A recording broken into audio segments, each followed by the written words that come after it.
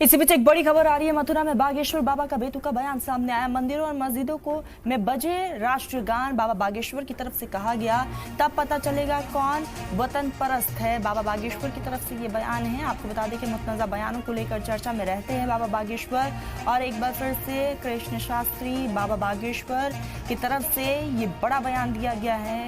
बाबा बागेश्वर धाम के पीठाधीश धीरेन्द्र कृष्ण हमेशा से अजीबोगरीब बयान देने के लिए जाने जाते हैं। आपको बता दें कि गुज़िश्ता रोज वृंदावन के कृष्ण कृपा धाम आश्रम में संतों का समागम हुआ है, और इसी दौरान मंदिरों और मस्जिदों में राष्ट्रगीत बजाना चाहिए।